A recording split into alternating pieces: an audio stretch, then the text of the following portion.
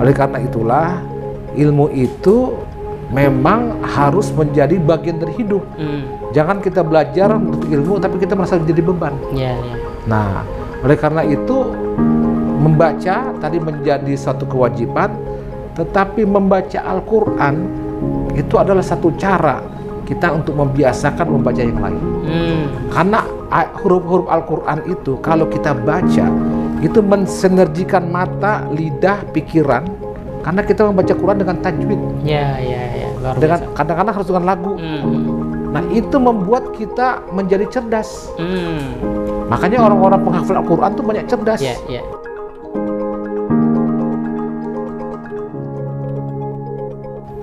Assalamualaikum warahmatullahi wabarakatuh. Pemirsa BMH TV dimanapun Anda berada, kembali kita bertemu di saluran yang cerdas menggerakkan.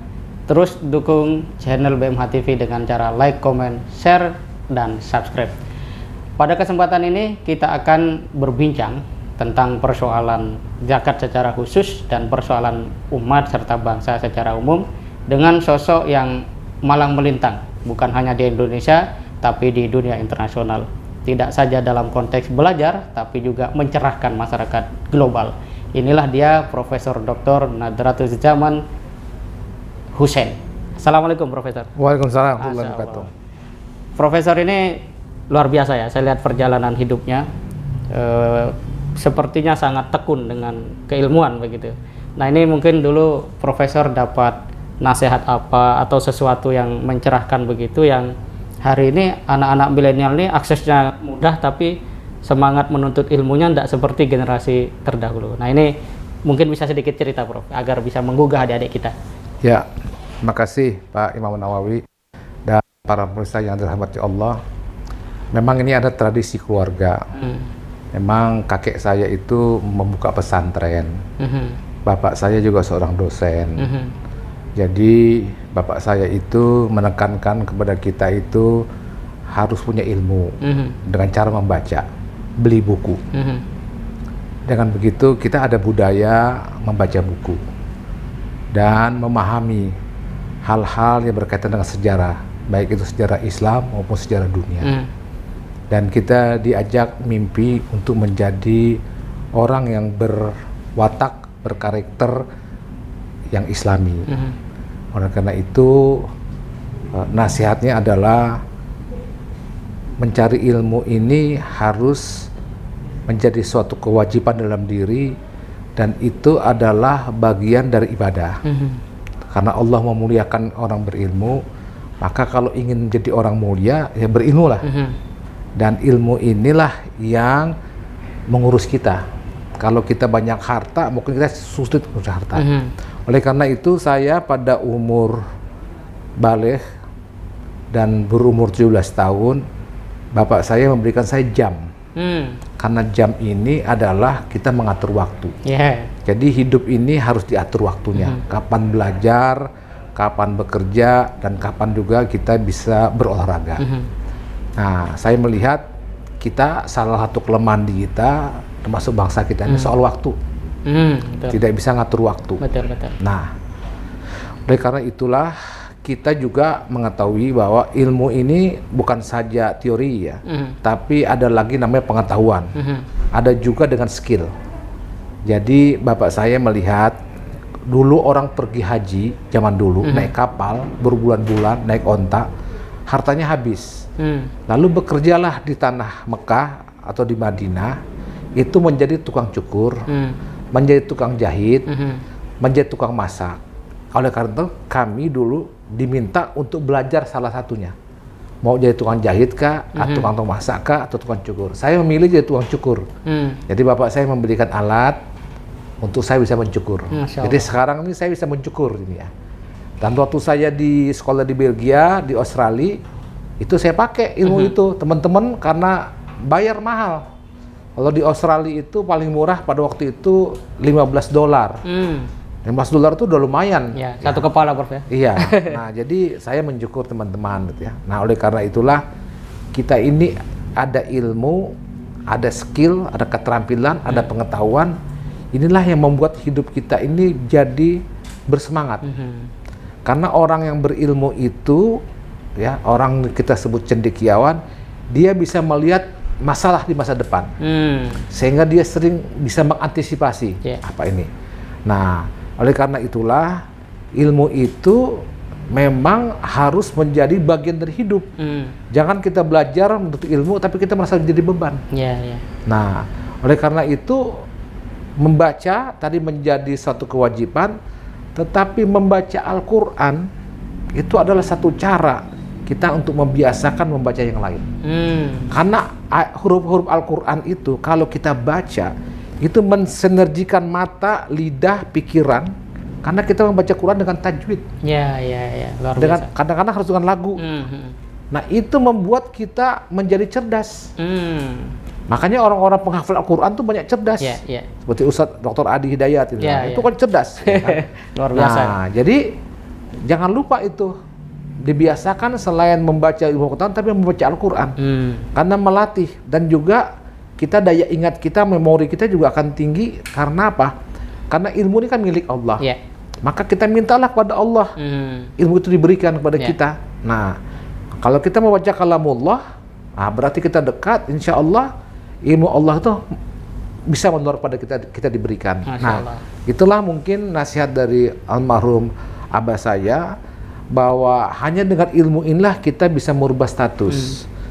Dan dia bilang lagi, orang itu kalau berilmu, dia itu kondisi fisiknya lemah dan lain-lain, dia masih bisa berceramah, dia bisa menulis, dan masih bermanfaat.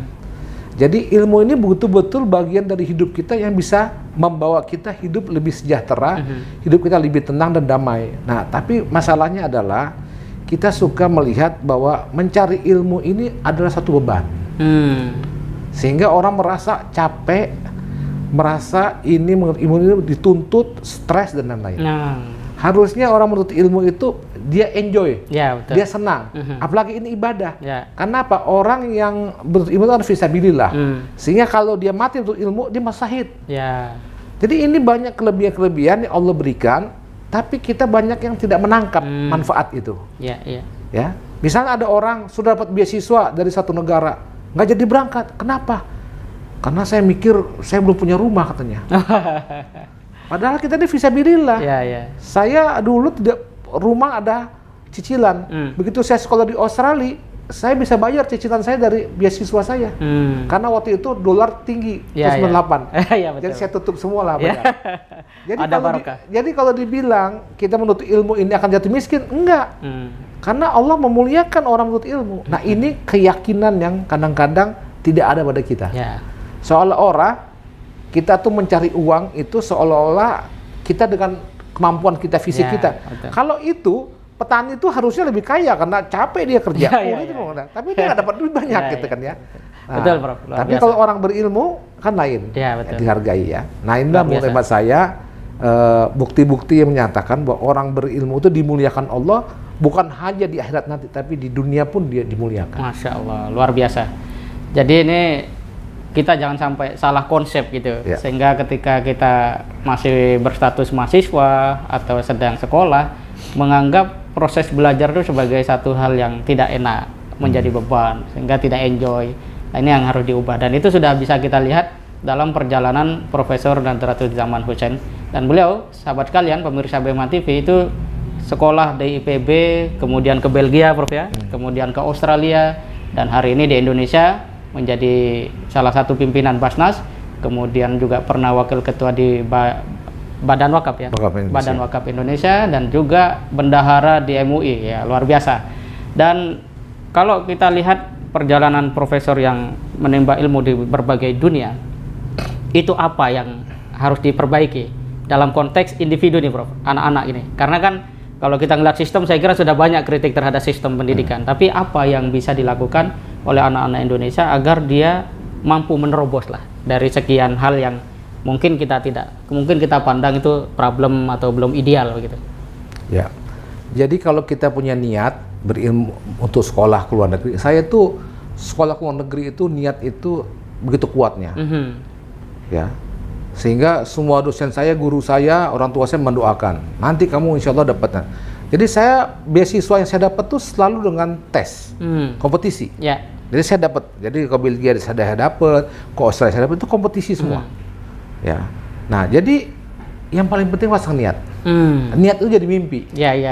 Dan mimpi itu akan menjadi doa. Betul. Karena Allah akan kabulkan gitu ya niat kita. Nah, oleh karena itulah kalau kita berniat tadi mendapatkan ilmu, berarti kita ini beribadah. Nah, kalau kita beribadah, masa Allah mentelantarkan orang beribadah? Kan seperti itu kan itu ya. Nah, kita harus yakin itu. Nah, jadi yang jadi masalah itu kadang-kadang generasi sekarang tidak yakin bahwa Allah tuh Maha Pemurah dan pengasih penyayangnya, nggak yakin gitu ya. Betul. Nah, ini kan fisabilillah. Nah, ya, jadi orang fisabilillah, orang jalan Allah gitu ya. Masa kalau jalan Allah disesatkan oleh Allah, kan enggak gitu ya. Betul. Nah, jadi pengalaman saya untuk belajar ke luar negeri itu harus dipasang niat. Jadi belajar bekerja di luar negeri itu bukan sesuatu yang haram. Yang tidak boleh berpindah agama.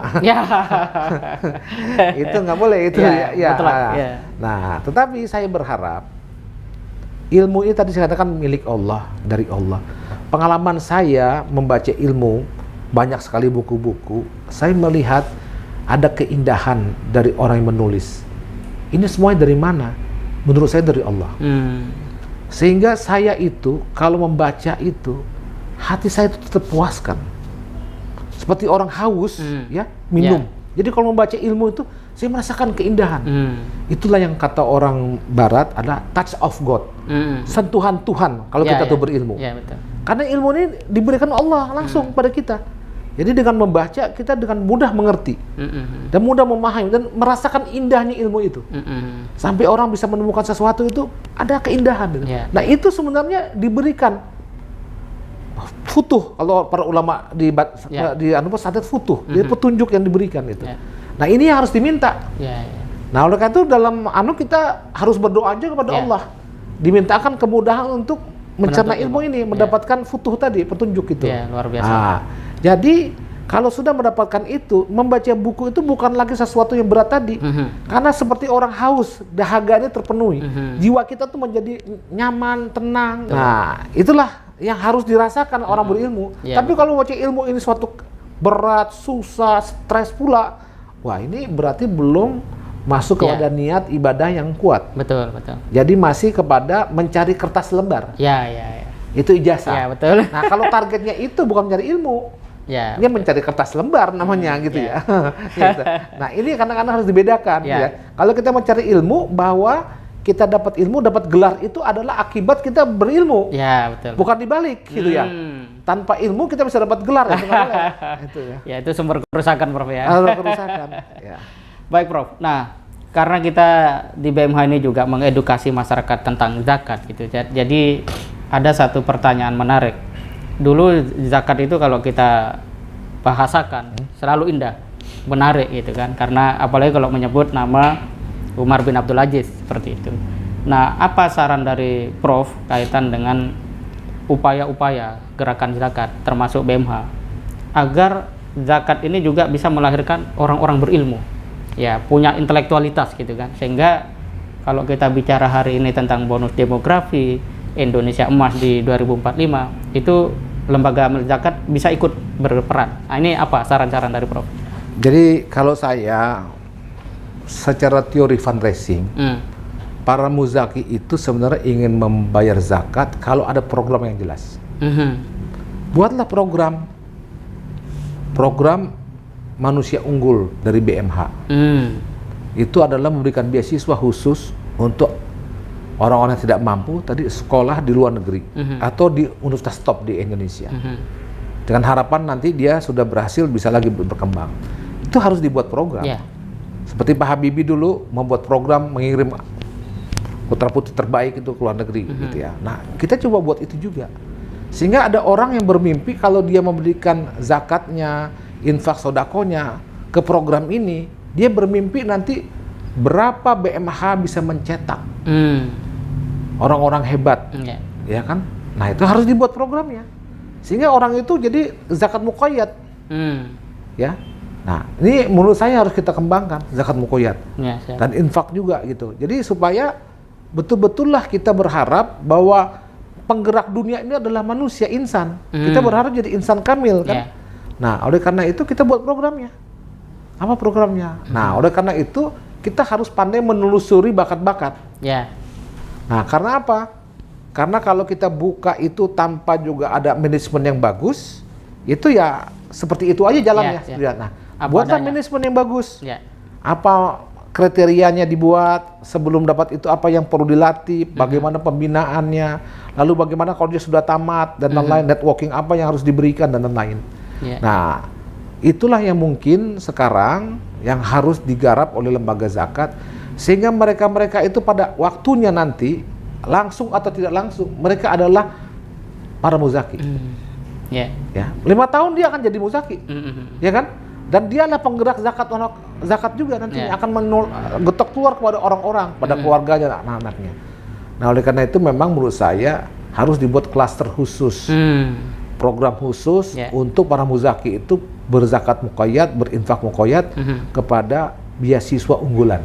Itu menurut saya, saran saya begitu. Luar biasa, Prof. Jadi memang kita harus siapkan wadahnya gitu ya, agar masyarakat juga bisa berhimpun ya, bergotong royong di sana. Nah, kalau Prof melihat akan seperti apakah tren zakat itu, terutama kalau kita bicara 2045 berdasarkan pengalaman Prof selama ini di Basnas itu, akankah ada sebuah, katakanlah dalam tanda kutip, undangan anak-anak muda yang Gen Z atau milenial itu untuk memahami zakat atau terlibat itu sampai di mana dan seperti apa? Kira-kira seperti apa, Prof? Hasil daripada evaluasi dari teman-teman pengimpunan dana melalui digital, itu sudah 60% anak-anak muda yang membayar zakat maupun infak. Alhamdulillah. Mereka memang bentuk recehan, tapi kebetulan mereka sudah ada. Ya, poin sudah ada. Nah, oleh karena itu yang paling penting itu adalah tadi bahwa mereka ingin yakin betul dana zakat atau infak itu digunakan untuk apa. Oleh karena itu bagaimana komunikasi lembaga zakat ini seperti BMA mengkomunikasikan hasil-hasil ini.